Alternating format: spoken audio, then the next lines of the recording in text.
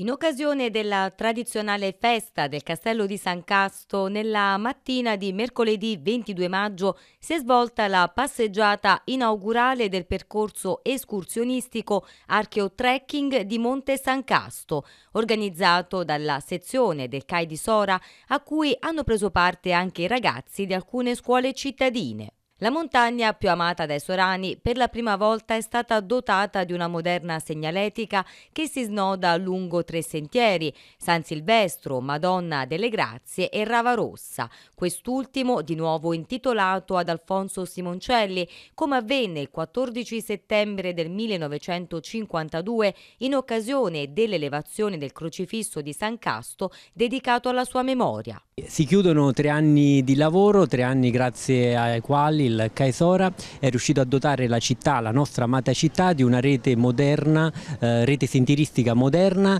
e fruibile soprattutto, speriamo, dai turisti e dai nostri cittadini. 3 anni fa abbiamo inaugurato il Sentiero delle Grotte, che partendo dai passionisti porta lungo i Monti Ernici a scoprire grotte carsiche, eremi e caselli agropastorali. Lo scorso anno abbiamo inaugurato il trekking urbano, il percorso cittadino che porta i turisti a conoscere, speriamo molti turisti, a conoscere le bellezze del patrimonio artistico della nostra città, ed oggi siamo particolarmente orgogliosi di poter inaugurare l'Archeotrekking di San Casto. La montagna più amata dei sorani è stata finalmente dotata di 3 sentieri moderni che conducono dal centro cittadino su al castello di San Casto. Oggi è una data anche particolare, il 22 maggio è il giorno nel quale nel 1930 il CAI Sora istituì la festa del castello, è la festa di San Casto, e abbiamo voluto scegliere questa data proprio per rintitolare il sentiero della Ravarossa al nostro primo presidente e fondatore Alfonso Simoncelli, come facemmo nel 1952, e con le scuole cittadine vogliamo ripristinare questa antica tradizione che è appunto la riscoperta e la festa del Castello di Sora.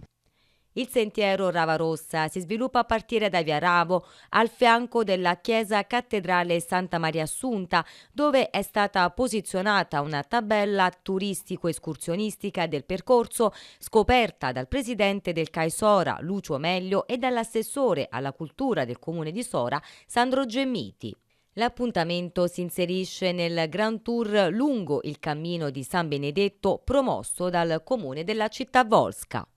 La giornata di oggi è dedicata agli amanti della natura e della montagna. Insieme con il CAI abbiamo pensato di far coincidere l'inaugurazione di questo percorso turistico escursionistico con il progetto del Grand Tour lungo il cammino di San Benedetto. Il CAI ha istituito tanti anni fa la festa del castello in concomitanza con la festa di San Casto. Abbiamo pensato di coinvolgere le scuole proprio nella giornata del 22 maggio per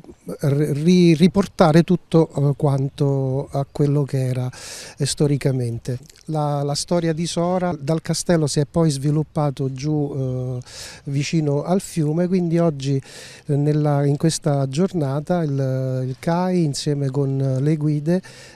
approfitteranno di questo percorso turistico anche per spiegare la storia di Sora.